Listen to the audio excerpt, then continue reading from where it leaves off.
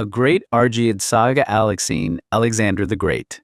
Volume 1, Telesias, The War Dance. By Macaulay Naki. Episode 57, Threshold of the South. Late October, 368 BCE, entering the Boeotian heartland. As the days blended into a week, the landscape grew wilder and more unforgiving. The fertile, sun-drenched Macedonian lowlands steadily gave way to the rugged, brooding contours of eastern Thessaly, followed by the towering, jagged limestone heights that guarded the historic pass of Thermopylae. The roads narrowed into treacherous mountain throats, winding through deep gorges where the canyon walls amplified the hollow rhythmic slap of thousands of marching feet and the jingle of bronze armor. There were days of blistering, drenching heat when the sun hammered down like a smith's anvil, making the air shimmer off pale rocks and sweat-carved salt trails down Philip's back. Then came the bitter shifts when a freezing, piercing wind swept down unannounced from unseen peaks, forcing him to pull his heavy woolen cloak tight against his ribs. Amidst this exhausting grind, the heavily guarded supply relief team finally reached them from the south, narrowly saving the vanguard from total starvation through strict, unyielding minimum ration distributions. Enduring a march of this sheer magnitude and distance completely shattered Philip and his fellow young hostages' naive, boyish imaginations of war. Marching beside the veterans, Philip watched the hidden machinery of empire operate up close, absorbing a masterclass in geopolitical and military might. He realized that a campaign or a conquest was not merely won by brave men with spears. It demanded an entire, sprawling ecosystem of support. There were cooks hauling heavy kettles, supply units managing grain mules, mobile healing tents for the wounded, and vast trains of gold and silver chests required to pay the mercenaries' daily wages.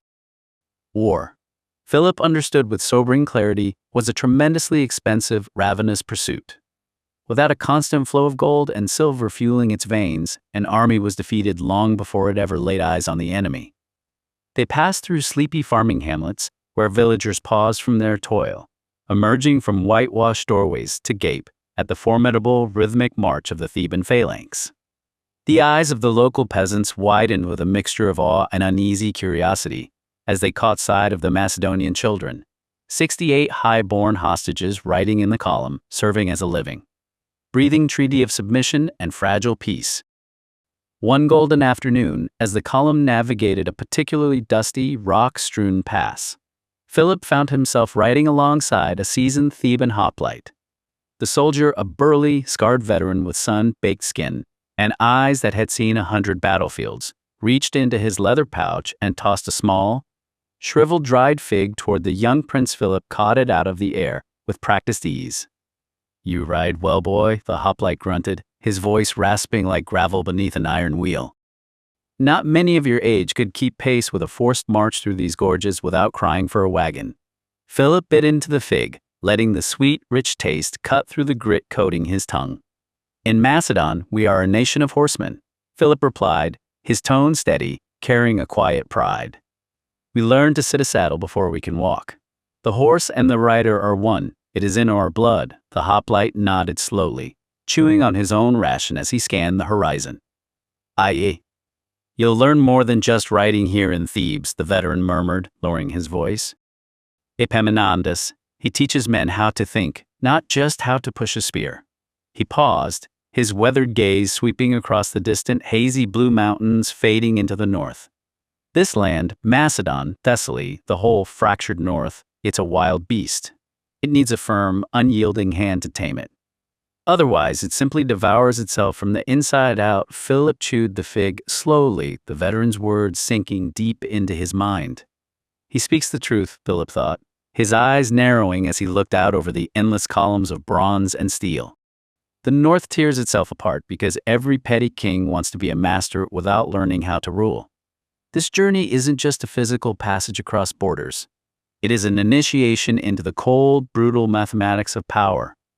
As the days ground on, the air grew noticeably milder, carrying the rich, warm scent of cultivated earth and distant olive groves, a stark, welcome change from the sharp, pine-scented mountain winds of his northern home. The narrow, treacherous goat paths finally gave way to broader, well-maintained stone roads. After weeks of punishing dust, sweat, and endurance, the wild terrain softened into the rolling, fertile, and heavily guarded fields of Boeotia, bringing them ever closer to the gates of Thebes. "Look," Antigonus exclaimed, his voice sharp with renewed energy, breaking the heavy silence of the march. Philip followed his outstretched finger. In the distance, framed by rolling, gentle hills, lay vast stretches of orderly vineyards and checkerboard fields, glowing a vibrant green and gold under the warm afternoon sun. Substantial farmsteads built of solid stone and red tile dotted the landscape, utterly devoid of the blackened ruins and jagged scars that had marked the northern frontier. From the open wooden carriage rumbling just behind them, Pethan leaned out, his eyes wide with childlike wonder as he took in the pastoral bounty. "It looks peaceful," he murmured, the harshness finally draining from his voice. Leonidas, sitting quietly beside him, nodded slowly, a rare, faint smile touching his lips for the first time in weeks. Even the weary Macedonian attendants riding shotgun around the wagon let their guard drop, relaxing their sore shoulders against the leather straps. Philip took it all in, his sharp eyes analyzing the vital pulse of the region. The roads here were noticeably busier, crowded with creaking carts laden heavy with produce, wine amphorae, and textiles, while local farmers guided their livestock along the verges with an easy, untroubled confidence. This was not a frontier zone holding its breath for an invader.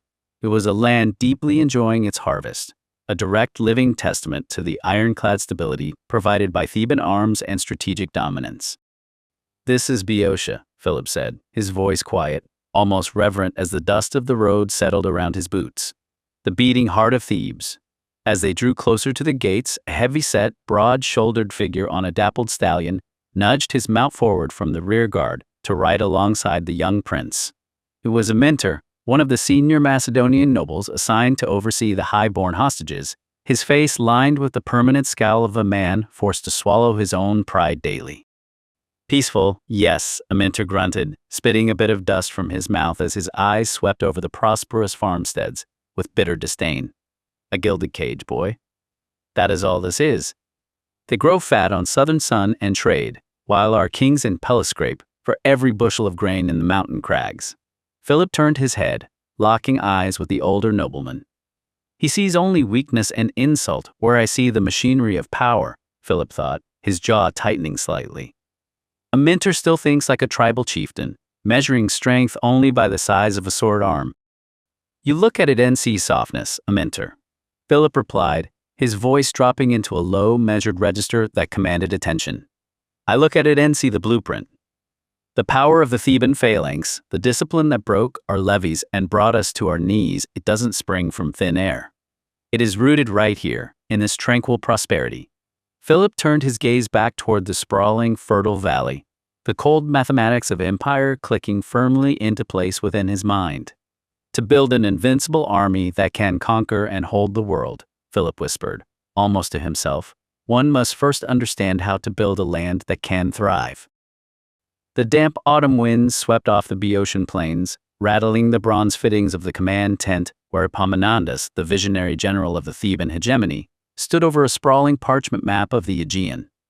By his side, Pamines, his trusted lieutenant and fellow commander of the sacred band, traced a finger along the curving coastline of Euboea, his jaw set in a hard line. "Athens watches the straits like a hawk watching a nesting dove," Pamines muttered, his voice dropping as he looked up from the table. "Every timber we try to haul down from Mount Parnassus, every ton of iron we trade for through the Locrian coast, they know before the ox carts even cross the border." Epaminondas did not look up, his eyes fixed on the narrow ink lines marking the sea lanes. "They still think us mere land dwellers," Epaminondas thought, a cold, calculated fire burning beneath his calm exterior. "They believe Leuctra was our peak, that our strength begins and ends with the phalanx. If we do not master the waves, Athens will simply starve us out of our own hegemony while we stand helplessly on the shore. They will watch us build whether they like it or not," Epaminondas said aloud, his voice steady. "We cannot rely on allied favors forever. If Thebes is to lead Greece, our shield wall must learn to float." Caphisodorus, Epaminondas's devoted companion and a veteran commander of the elite forces, stepped forward from the shadows of the tent flaps, his armor scarred from a dozen skirmishes, shaking his head. Filled with what, General? We are a state of dirt and plowshares. Where are the master shipwrights? Where are the dockyards? Our men know how to plant grain and break Spartan lines, not weave trireme ribs or calculate water displacement. We borrow their eyes until we have our own. Theagens, a senior commander of the Boeotian League, countered sharply, stepping into the light of the brazier. Corinthian shipwrights are starving for work, and there are dockmasters in Euboea willing to sell their trade to the highest bidder if the silver is heavy enough. Lysias, the meticulous overseer of the state treasury and maritime construction, let out a dry, humorless breath as he rubbed his temples with a look of deep fiscal dread. Heavy silver is one thing, Theagens. The treasury is already strained from the northern campaigns. If we siphon funds to lay down even a handful of experimental keels before the assembly votes, the political fallout will tear our alliances apart from the inside. Let them panic over the treasury, Epaminondas thought, his hand resting firmly on the edge of the table. A state that hoards its coin while its rivals control the sea is only paying for its own tomb. Before the argument could deepen, the heavy hangings at the entrance of the tent swept aside. A dusty, battle-worn courier rushed in, panting heavily, followed by the clanking tread of heavy guards. "General!" the courier gasped, snapping a salute. "General Pelopidas approaches the gates from the north. He marches with the vanguard of the army, and he brings the Macedonian hostages." Epaminondas straightened instantly, a flicker of profound strategic relief breaking through his intense focus. The northern chess piece is finally in our hands, he thought, knowing that the presence of the Argead hostage, young Prince Philip, would secure their northern flank and open the timber routes they so desperately needed. Pamines grinned, a sharp, predatory expression. Then perhaps our northern security is solved before the ink on these maritime plans even dries. "Bring him in," Epaminondas ordered, rolling up the map with a sharp snap. "And summon the council." The era of the landlocked Boeotian ends today. The morning sun beat down on the marble columns of Athens, casting long shadows across the path, leading away from Plato's academy. Aristotle adjusted the fold of his cloak, his expression tight with a mixture of exhaustion and lingering resentment as he walked toward the city's western gates. "Even now the cold damp of the tunnel clings to my lungs," Aristotle thought, his mind involuntarily flashing back to the suffocating dark of the passage beneath the academy grounds, the raw sting of the stone dust, and the lingering, vivid terror of being cornered in the shadows by his tormentors just hours before. A phantom illness of the chest born of fear and stale air. He forcibly clamped down on the memory, pushing the suffocating sensation deep into the recesses of his mind, as if locking a heavy iron door. Ignore it. Weakness of the body is only invited by weakness of the will. Let the cowards whisper in the dark, I have ground to cover. Waiting for him near the olive groves were Lysandra and Menander, their faces softening as they caught sight of him. "Aristotle," Lysandra called out, stepping forward with a welcoming smile, her eyes scanning his drawn features. "It feels as though it has been ages since we last spoke. How fares your time at the academy? Plato speaks highly of your mind, but you look as though you carry the weight of the entire Lyceum on your shoulders." Aristotle let out a dry, weary breath, his eyes fixed on the dusty road ahead, while his chest still thrummed with the faint phantom echo of the tunnel's chill. "They see only the prestige of the golden porch," Aristotle thought bitterly, a knot of frustration tightening in his chest. "They see Plato's illuminated brow and the orderly rows of white marble. They do not see the closed doors bolted against us between lectures, the deliberate, venomous snickers in the corridors when I mispronounce a vowel, or the way the Athenian-born students sneer and turn their backs when I open my mouth to speak. The academic debates and the master's lectures are the least of my trials," Aristotle confessed quietly, his jaw clenching so hard his teeth ached. "The true challenge is surviving the courtyard. The Athenian students and even some of the junior teachers harass us mercilessly. Because we are medics, because we come from Stagira and the uncivilized fringes of the north, we are treated as permanent outsiders. They mock our foreign accents, our provincial mannerisms, and even the unrefined cut of our garments. To them, we are mere barbarians trying to dress ourselves in the robes of true philosophers." Lysandra placed a reassuring hand on his arm, her gaze sharp with empathy as she felt the tension in his muscles. "Do not let their small minds dull your intellect, Aristotle. They mock you out of sheer terror because they know your mind outstrips theirs, and no amount of Athenian blood can make up for their hollow logic. Empathy is a comfort, but it is a poor shield against a mob. Aristotle calculated silently, his analytical mind already mapping out the social terrain of the academy like a battle grid. If I am to survive the snake pit, I cannot simply outdebate them on logic alone. Truth is useless to those who only respect power. I must dismantle their aristocratic cliques from within. I will master their Attic rhetoric better than they ever could, turn their own unwritten social codes and vanities against them, and systematically build alliances with the other foreign students until our collective intellectual weight shatters their petty hierarchies. Shall we walk toward the Piraeus? Menander suggested gently, hoping to draw Aristotle's mind away from the bitter sting of the academy and the suffocating memory of the tunnel. The sea air always clears the heavy humors. He tries to heal a wound with a sea breeze, Menander thought, casting a subtle, lingering glance at Aristotle's pale profile. He thinks my invitation is mere casual fellowship, but every step we take together feels like walking a tightrope over an abyss. I offer him escape, yet my heart beats too fast whenever our shoulders brush against the fabric of our cloaks. The salt will do us good, Aristotle agreed quietly, letting out a slow breath that seemed to shed a fraction of his academic burden. They turned their steps toward the long walls, the vast stone corridor guiding them down toward the coast until the chaotic, roaring heart of Athens. Maritime life opened before them. The smell of salt, pitch, and roasting fish filled the air as they approached the three great basins of the Piraeus. To their left stretched Canthorus Harbor, the massive commercial hub, choked with foreign merchant freighters unloading grain and timber, its quays teeming with shouting dockworkers and bankers settling maritime loans. Beyond it lay the heavily restricted waters of Zea Harbor, where the stone ship sheds lined the shore, housing the silent, deadly rows of Athenian triremes and high-security dry dock. And tucked beneath the dominating heights of the Munitia Hill sat Munitia Harbor, the heavily fortified secondary naval basin serving as a vital strategic shield for the entire perimeter. Look at the sheer scale of the grain flows, the timber distribution, and the naval logistics, Lysandra thought, her eyes sweeping over the bustling quays and fortified docks with a calculating intensity. This entire maritime network is the economic throat of Athens. If one were to control the supply chains of Canthorus and secure leverage over the shipwrights of Zea, you could quietly starve the city's political elite of their wealth, without ever drawing a single sword. As they wended their way past the bustling warehouses of Canthorus, a familiar figure stepped out from the shade of a porticoed storehouse, waving a greeting. It was Demetrius, a sharp-eyed local merchant administrator, deeply tied to the port's daily operations. Menander. And what brings the scholars of the city down to the salt and grease of the docks? Demetrius called out, flashing a wide, confident grin. Menander stepped forward, offering a warm nod as he introduced his companions. Demetrius, meet our friend Aristotle, a scholar studying up at the academy, and Lysandra.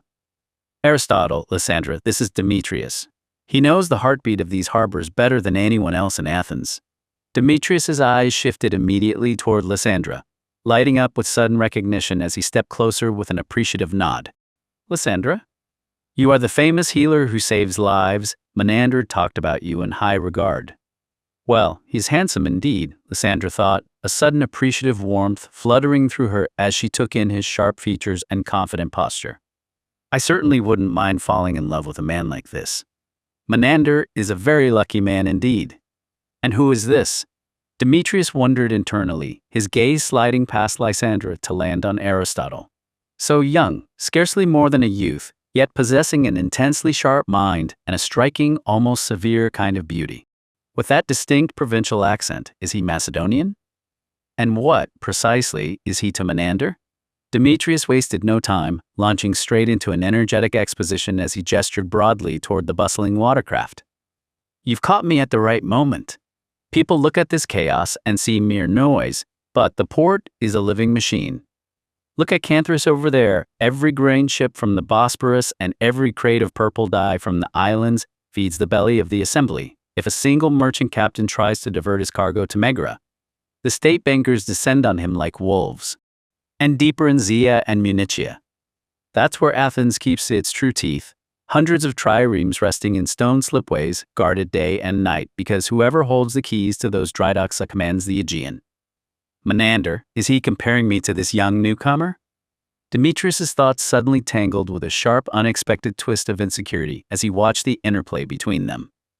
Does he find this brilliant foreign philosopher more his type than a rugged man of the docks? We are running dangerously low on restorative herbs, and our stocks of raw opium for easing the agony of the worst wounds are nearly exhausted, Lysandra thought, her clinical mind instantly calculating the scarcity of their medical supplies as her gaze fixed on the North African vessel. If the ship carries cargo from home, I must secure those roots and resin before the Athenian inspectors lay hands on them. Beside her, Aristotle caught the swift electric tension passing between Menander and Demetrius as their eyes met with a lingering, charged intensity.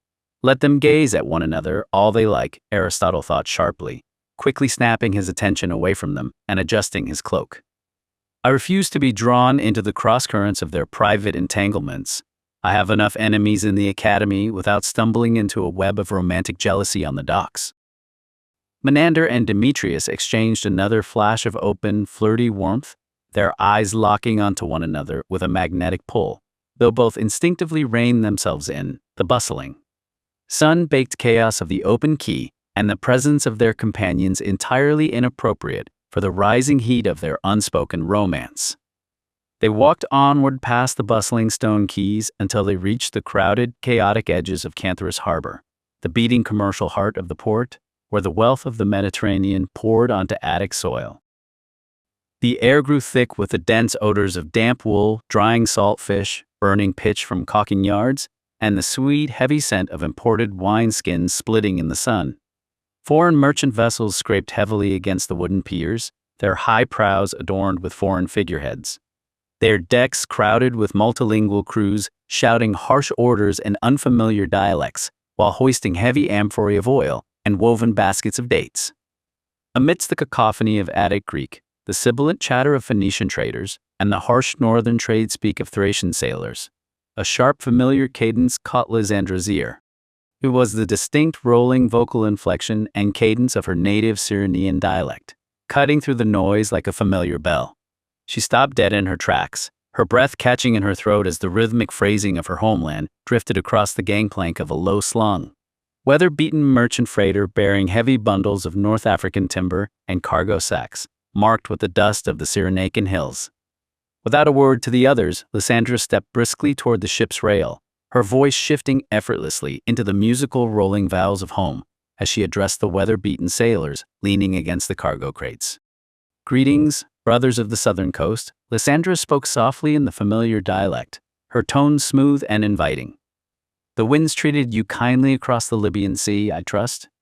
The crewmen blinked in sudden surprise, their suspicious scowls instantly melting into broad, welcoming grins upon hearing the sweet tongue of Cyrene echoing across the foreign deck. By the gods, the music of home in this wretched stone city, the lead sailor chuckled, leaning his forearms against the weathered wood. And what does a daughter of Cyrene seek amidst the timber and grain of the Piraeus? Leaning in close as the men gathered by the bulwark, Lysandra lowered her voice, her eyes scanning the hidden depths of the cargo hold. If the harbor guards catch wind of this, the fines will strip me bare. But the patients in the lower wards cannot wait another week, she thought, the urgency of her healing practice overriding any caution. She pressed past ordinary pleasantries, quietly inquiring if their cargo bins carried what the elite of Athens paid fortunes to acquire beneath the table: prime, resinous stalks of genuine Cyrenean silphium and carefully sealed flasks of raw medicinal opium, smuggled discreetly away from the prying eyes of the harbor customs officials. Silphium is worth its weight in silver this season, lady, the sailor murmured back, his eyes narrowing slightly with mercantile cunning. And the resin you ask for, well, it sits deep in the hold, tucked beneath the bulk of the timber. But for a countrywoman who speaks our tongue, perhaps we can come to an arrangement before the tax collectors make their rounds. Silver or gold doesn't matter anymore, Lysandra thought, recalling the vast wealth they were quietly accumulating through their successful ventures. The problem isn't the coin, it's the desperate scarcity of the supply itself. Before she could close the trade, footsteps crunched on the wooden planking behind her. Menander stepped up to her side, watching the exchange with a mixture of amusement and mild awe as he asked, "How many languages do you actually speak?" Growing up in Cyrene, where the vibrant crossroads of the Mediterranean brought together diverse worlds, Lysandra had naturally absorbed more than just the tongue of her homeland. She had grown up hearing the distinct indigenous Libyan and Berber dialects spoken by the native populations who came down from the surrounding countryside to trade in the city markets.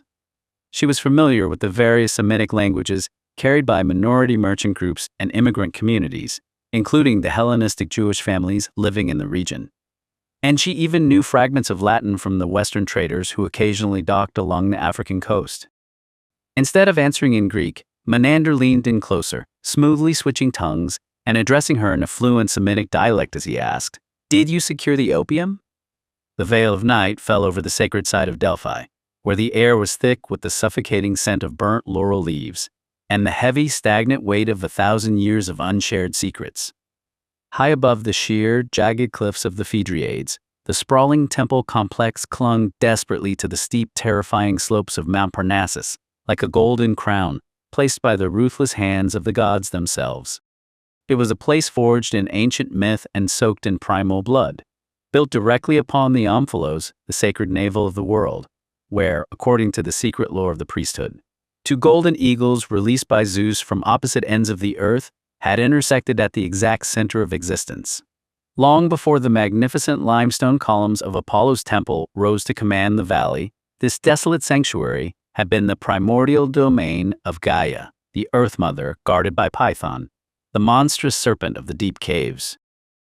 When Apollo, the blinding sun, god of prophecy, poetry, and sudden pestilence, descended from the Hyperborean north, he hunted the great serpent to its lair and pierced it with 1,000 arrows, claiming the chasm to purge it of the old chthonic darkness and transform it into the beating, unyielding heart of Hellenic truth. Here, the sacred hierarchy was strictly defined. While the broader class of temple priestesses and young acolytes handled daily rites, tended the sanctuary, and served as candidates in training waiting to be discovered, the supreme mantle was reserved for a triad, 3 total Pythias holding the sacred office. At any given time, 2 served as the active oracle prophetesses, taking alternating turns to deliver prophecies upon the bronze tripod, while a third was kept in strict reserve. It was a grueling ascetic vocation that required them to cast aside their individual histories, families, and names to become living, breathing conduits for the divine. Phemono, the eldest of the 3 Pythias who shared the heavy burden of prophecy, sat quietly alone on a stone bench overlooking the darkening valley. She was a woman of immense discipline, her existence dedicated entirely to the rhythmic cycle of ritual, fasting, and divine communion. She was not a queen, but in the marble halls of the temple, her single word commanded the silent attention of kings. Selected from every corner of Hellas, discovered through whispered rumors, or carefully scouted by temple agents, these women were brought to Delphi to be groomed, trained, and polished until they became the crown jewels, the living pearls of the Greek world itself. "We are merely vessels worn thin by the breath of the god," she thought, her fingers tracing the rough weave of her tunic as the evening wind swept up the mountain pass.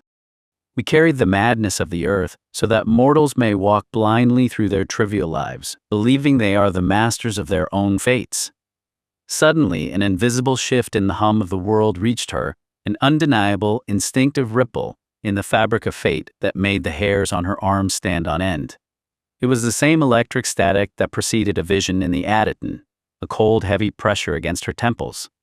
She knew, with the absolute clarity of a mountain spring cutting through stone, that a message would soon arrive from the fractured northern frontiers. She turned with deliberate, elegant grace toward the inner shadows of the temple court and called for a temple servant. "Find the letter sent to us," Phemono commanded, her voice carrying a low, resonant authority that echoed off the pillars. "The administrative dispatch concerning Macedonia." The servant bowed hastily and hurried into the dim cloisters. Moments later, the 2nd and 3rd Pythias, women who shared the crushing mantle of the oracle, rotating their duties to manage the relentless, surging tide of petitioners, joined her. They were etched in the exact same ascetic tradition, their lives bound to the stone, the fumes, and the eternal silence of the sanctuary. Their faces were pale, untouched by worldly vanity, bearing the unique haunted look of those who stared too long into the abyss of tomorrow. The letter then? The second Pythia asked, her eyes sharp and knowing. Femono nodded gently, her gaze fixed on the horizon where the sun was bleeding out behind the peaks. It concerns the Macedonians? The third asked, her voice dropping to a cautious whisper. Femono and the second shared a heavy, solemn look, nodding in quiet agreement as the gravity of their shared intuition settled over them. The servant returned hurriedly, breathing hard, clutching an administrative manager's scroll tightly in his hand. Is this the missive you sought, my crown? Femono gestured dismissively to the parchment. Cut the chase. It concerns the boy, does it not? The servant hesitated, scanning the lines of the dispatch in confusion. Prince Philip, the last son of the late King Amyntas III. He has been sent to Thebes as a hostage with nearly 70 other noble boys. Our generous patron, Pelopidas, the second Pythia whispered, a dark, ironic shadow crossing her face as she remembered the ambitious schemers of Boeotia. Indeed, Femono replied coldly. The three Pythias stood in unison, turning away from the servant and the administrative manager, with movements so synchronized they seemed guided by a single unseen hand. The manager, a pragmatic man tasked with the mundane logistics of the temple's treasury, grain stores, and daily upkeep, blinked in profound confusion, clutching his own ledgers against his chest. Is there something we should be aware of in this political maneuvering? Should the administrative staff adjust our records for the northern delegations? Nothing for the immediate moment, Femono replied smoothly, her voice as calm and unreadable as river stone. Just a light caution. Do you think this boy is the one? The third Pythia whispered, her voice barely audible over the rising wind, her hands trembling slightly within her folds. It feels like it to me, the second replied, her eyes narrowing as if visualizing a distant battlefield. If we are right, he must be, Femono said, a chilling certainty settling in her chest. The old world is dying, and this boy is the iron wedge meant to split it open. The manager persisted, his brow furrowed with anxious irritation. He hated the way these women retreated into their own impenetrable thoughts, hiding behind maddening enigmas that he, with all his systematic ledgers and ink-stained scrolls, could never decipher or control. Should the administrative team keep a formal file on this Macedonian prince? Philip Femono turned her piercing gaze back to him, her expression devoid of warmth. Only lightly, if you have a spare mind to waste on ghosts. The manager felt a sharp prickle of unease crawl up his neck. The second Pythia caught his discomfort, offering a smile that was not quite comfort, but a soft, haunting pity for his complete blindness to the forces moving around him. This boy, Prince Philip, the second said, her tone utterly dismissing the frantic, mortal world of men and ledgers. Just keep your ears open for rumors whispered by the merchants. But leave the rest alone. Digging into the design of the gods would be a tragic waste of your short time. Femono looked once more toward the north, her eyes unfocused, piercing through the gathering darkness into a distance only she could see, where a storm of bronze and blood was quietly brewing. He is walking straight into the lion's den, she thought, listening to the phantom echo of marching phalanxes in the wind. Thebes thinks they are breaking him into a tool for their own hegemony. They have no idea they are merely sharpening the blade that will eventually cut their own throats. The boy prince will come here, Femono murmured, her voice carrying the terrifying weight of inevitability. Soon. Very soon. The second Pythia stood tall, her dark silhouette merging seamlessly with the towering marble columns of Apollo's porch. The prince will come to our altar.